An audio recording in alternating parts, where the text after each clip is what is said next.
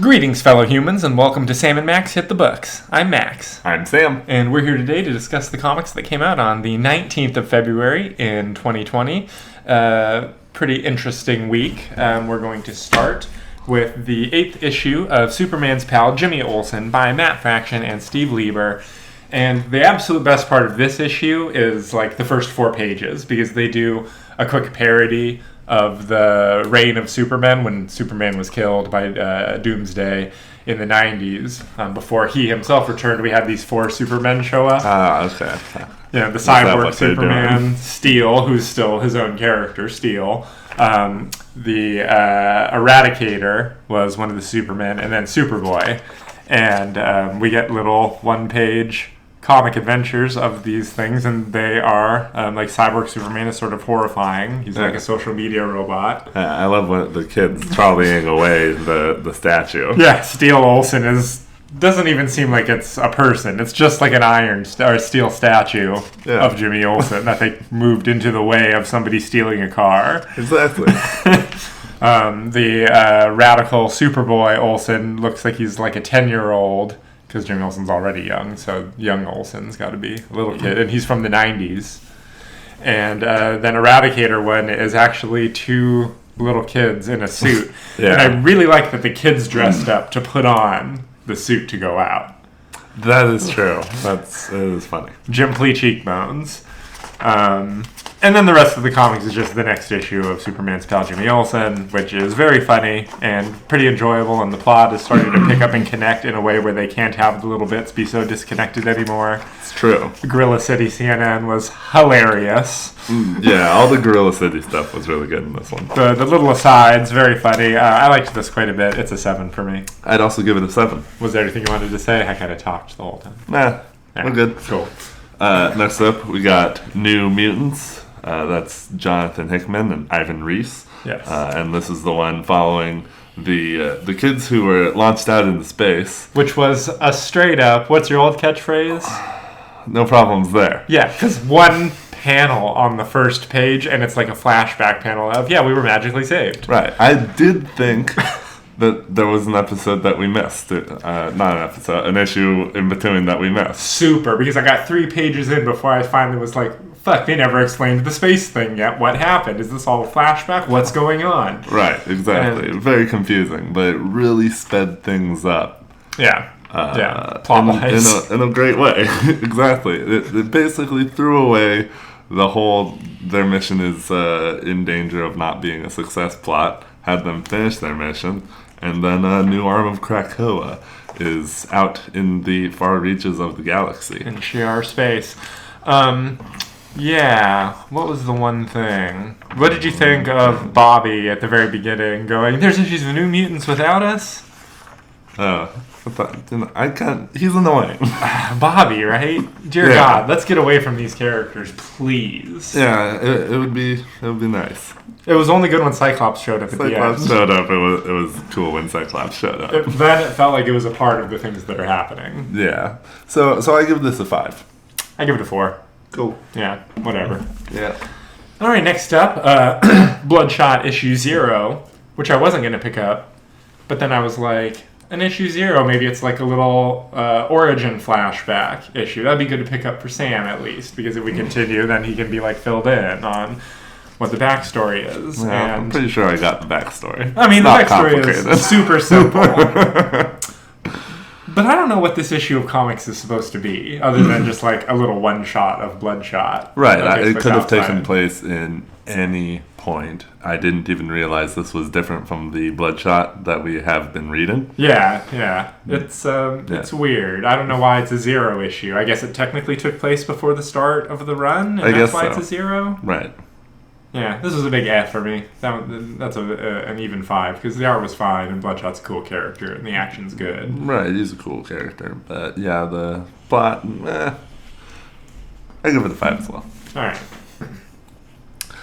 Next is Batman, issue 89, by James Tynion IV. And, I don't know this person's Pagulian. Is it just Pagulian? No, he's got a name. Yeah. But who knows where they've hidden it. I feel like it was right in the middle of this one. But I can't the title page was like weirdly late in this issue if it wasn't at the very end, as they sometimes do. Right. But this issue was alright. Got a little bit of Batman action, some Penguin threatening people in the beginning after Batman drops him off. That was funny. The thing with the gunsmith, who's a very 90s character. Yeah, Batman takes him down pretty fast. And you get some pretty good action pages of Harley and Catwoman working together. Better than they've looked recently. Working together. And, random guys show up. The teeth guy is creepy. The teeth guy is super creepy. And then there's this the designer. This designer guy. Who, terrible. Look at this costume, though. Like, it looks cool at first, and then the more you look at the details, the stupider it is. Look at this little tie. Right. Oh my god, it's like a tie and an apron over some old-timey clothes. Right. With some furs attached to it, and then some 70s pants.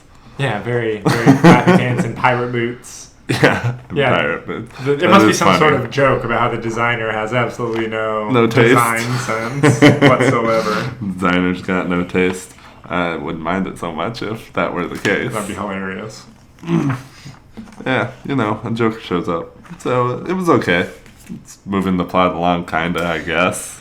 Yeah, I don't know. In the near future, I think we may have to decide which Batman book we're going to read, because getting two sort of generic adventures of Batman books at once is starting to kind of wear on me. I know what you mean. What do you give it? I give it a 5. It's a 5 for me, too. It's fine. It's down the middle. It's fine, but yeah, we'll see where this plot goes. Alright, so the last lightning round book is going to be Transformers issue 17 by Brian Ruckley and Anna Malkova. And the pace that this series moves continues to be glacial. Like, literally, this whole issue is just, this big ship is heading this short distance, and this other big ship is going to get in his way and heroically sacrifice itself, because this is Transformers and the big ships are people. Right, the whole thing. It's, that one's going towards the moon. Yeah, it's heading for the moon. We have to stop it. There's no chance of us stopping it. Well, we're going to go try. Like, where the comic's going as soon as it starts. Yeah, it was fine, but I'm so unhappy. Yes. With the pace of this series, because man, I was reading an old back issue of IDW Transformers from like 5 years ago today, and you would not believe the amount of crap that was going down in one issue. It was nuts. This is very disappointing overall. Yeah, and it's chugging along. Like, at this point, I just want Cybertron to explode. Where's the war? Yeah, I mean, we got to be getting there soon, right? But this is going to be like the 4th or 5th trade paperback of releases before you get to the war, if you're buying it that way. That's crazy. Yeah, that is crazy. It's a 4. I'd actually give it a 3. All right, fair enough. All right, and now we're talking about issue 1 of Wolverine. That's Benjamin Percy and Adam Kubert.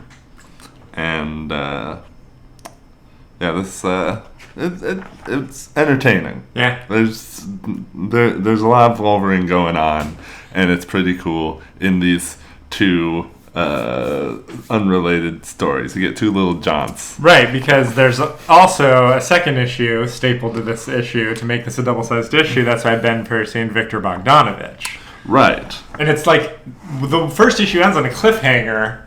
And then the second one that you get in this issue is like a whole nother story. It's a whole nother story, exactly. So we're I have to give this issue 2 ratings, maybe?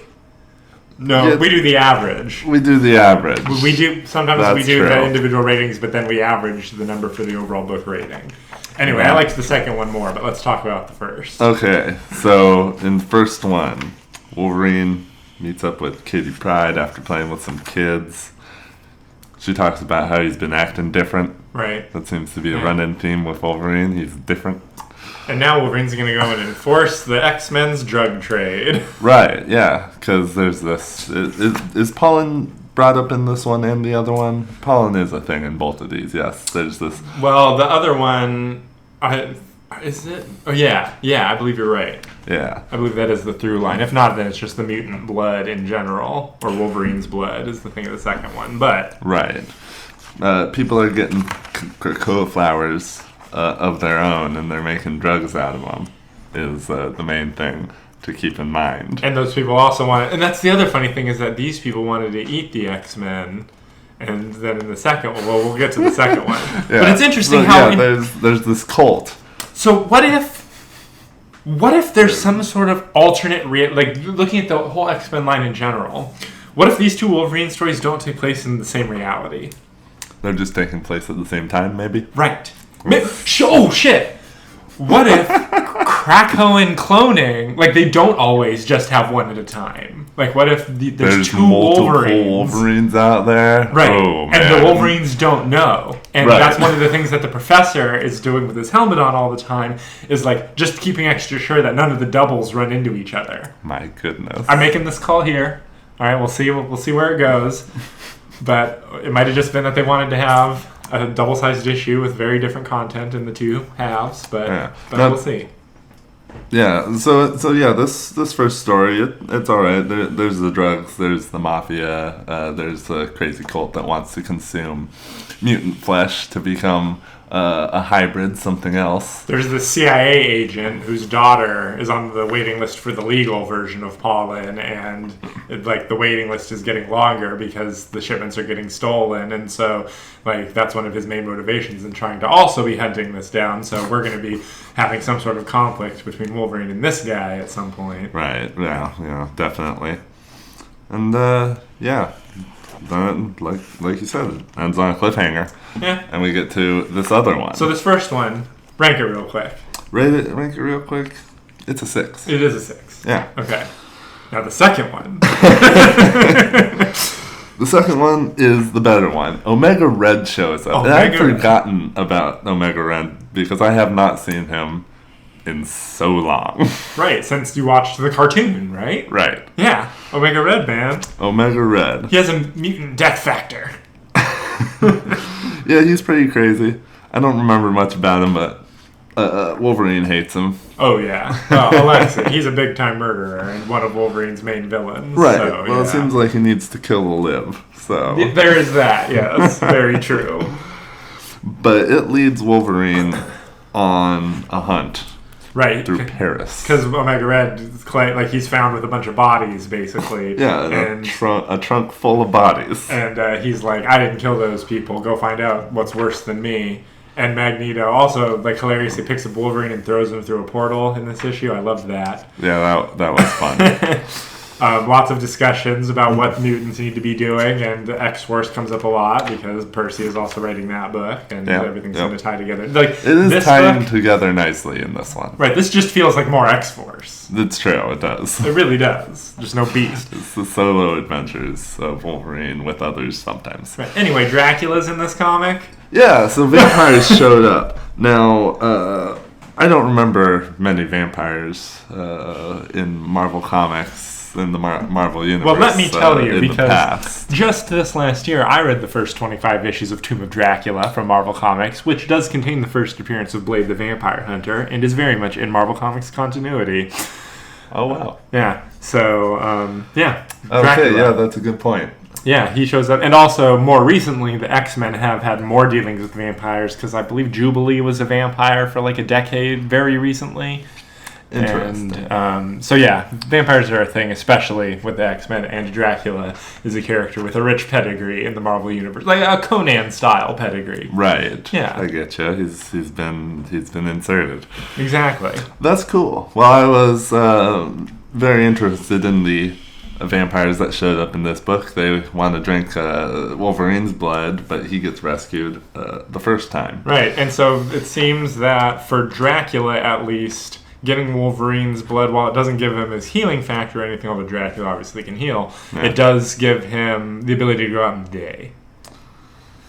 UV protection. Yeah, that makes sense. That's what it's talking about at the end. The data page talks about the UV protection element. Yes, it so, does. Yeah, that was the whole point of everything that went down, was they wanted to lure Wolverine there so that they can go out into the day. Which is why Dracula sent Omega Red, because he knew that Wolverine would be the guy doing the investigation if he sent Omega Red. Okay, so it all fits together pretty nicely. That does all fit together pretty nicely. And you get some good action, and Wolverine gets fucked up, and Wolverine goes after some vampires. That's pretty cool. He does let them bite him to save the girl, which it's unfortunate for him. Yeah, and then vampires in daylight. Just Dracula, I think. I think all those vampires that drank Wolverine flew away and gave their bits to Dracula. We saw them like evaporating at the end and like throwing up everything and everything getting fed right into. So I think it took like everything. Yeah, that makes sense. Because the data page also mentions that once blood is removed from Wolverine, it immediately starts losing its healing and properties, and so like after a little while, it's just regular blood again. Right, because it needs to be close to him because he's the generator. Mm-hmm. Yeah, I loved the blood information pages. Yeah, I like that a lot. So, what do you give the second issue? I give it a 7. I also give it a 7. Okay, so it's like 6.5. Yeah, pretty good. I think this is a definite add to our poll for the X-Books. Oh yeah, that'd be good. Next up, we're going to do the 4th issue of Transformers Galaxies by Tyler Blazinski and Livio Ramondelli. Loving Livio's art. Yeah. And this is the good Transformers comic this week because it's all payoff. Yeah, it is. Everything we've been building towards, we get to see. Devastator is created and wreaks havoc and slaughters a bunch of Cybertronians. Yeah. And the Insecticons are super gross. Yeah, they are. And they feast on the corpses after the devastation of Devastator. Yeah, they chew everything up, and they use that full page of Devastator grinning, covered in guts and bodies and oil. That was great. I loved that. Yeah, that was real good. Chilling. And so not only is this little mini the origin of Devastator as far as this continuity goes, but it also is answering something that I assume is going to get a little asterisk mark in a future issue of Transformers, the main book, which is where did the Decepticons get all this crazy Energon that they're using for their uprising? Yeah. And why is it purple the way that the Energon cubes are in some of the other cartoons? Well, now we know it's because it's Insecticon Energon. Unstable Energon. Unstable Energon, and it gets them juiced up. Yeah. And, I mean, pretty solid. I liked this pretty much. I liked it. It was good. And the art was very good. Yeah. And so I'm going to give this issue a 7. I would also give it a 7. Yeah. Yeah. My only gripe with this is how similar they all look. It is true. Yeah, and, Devastator, there's a reason for it, but also, it was done that way for toys, not for good visual dynamics in storytelling. Yeah, that's true. All right. Yeah.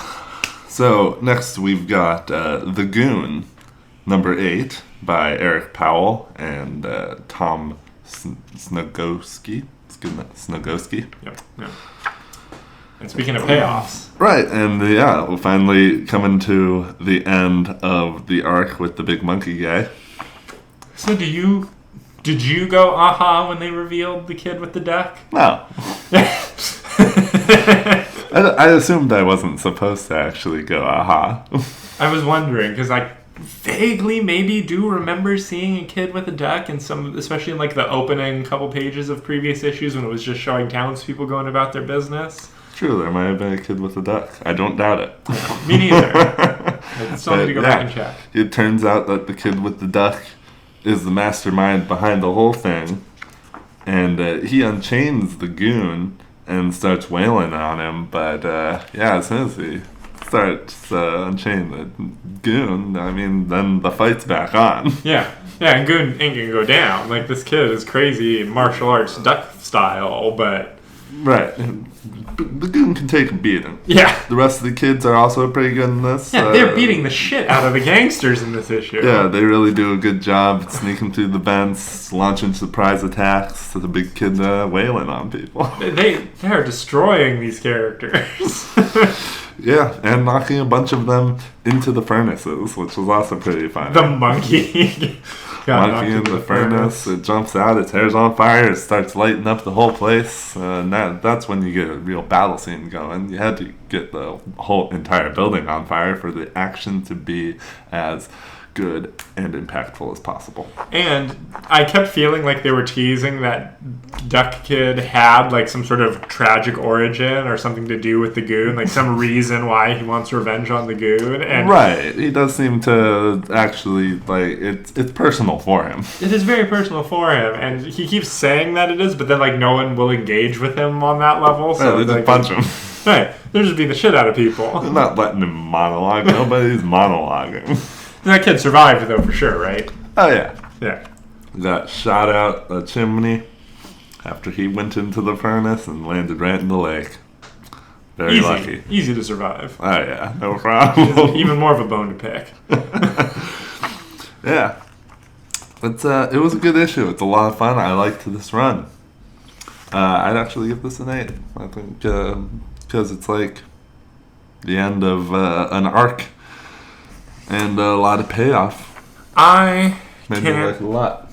I can't find any flaws. The humor is funny. The action is good. Yeah. Yeah. No, I like it a lot. I'm gonna go with you on that. I'm gonna give it an 8 as well. Cool. Okay, we're going to finish up today with the second issue of Guardians of the Galaxy by Al Ewing and Juan Cabal. And we are continuing the adventures of the new Guardians versus the empowered evil gods of Olympus. Yeah, Olympus. And this whole issue is just a high-octane battle going on while characters are racing from one place to another, and the odds are high, and things are creepy, and the gods have mysterious powers. Hephaestus goes down pretty easily. Yes, he does. Hercules is doing his thing. But then they do this tarot card bit, and they talk about the Fool Saint, who will be lost and not return until transformed. And I was like, oh, Peter Quill's going to die in this issue and come back transformed in some way later. Yeah. Right, because obviously the lovers are going to be Philavel and Moondragon, like the only obvious couple in this book, right? Because I'm sure they want us to think it's Peter and Gamera, but come on, who are we talking about? Gamera hasn't been around much. And Throwing a Reckoning, because, got to build up to something in comic books. Right. Festus is making creepy zombies out of people, and gets what's coming to him, and Peter does the old, I'm going to save the day, and Rocket's sad. Pretends to get away with you guys, but actually I'm just giving you guys a chance to get away and get the bomb to go off. Yep. Sacrificial move. And now they got Hercules on board instead of Peter Quill, though. So honestly, for me, it's kind of a net positive. That's funny. Hercules in the comics is a lot more like movie Thor than Marvel Comics Thor is like movie Thor, with that sort of like jokey manner and everything. No, that makes a lot of sense. Yeah. So Hercules would be a bit more of a oaf and berserker. Yeah, a little bit more leaning into the drinking and the sleeping around and the just doing heroic feats. Yeah. So, he ain't got no kingdom he needs to live up to or nothing. He's just a strong guy. So pretty good. I enjoyed it quite a bit. The art was good. 7. I'd also give it a 7. Yep. It's pretty good. All right. We did it. Another week of comics under our belt. Thank you so much to everybody for listening. Leave a like if you enjoyed what you heard. And we'll be back in the near future with even more comic reviews. And now I will sing us away with an ancient earth sea shanty.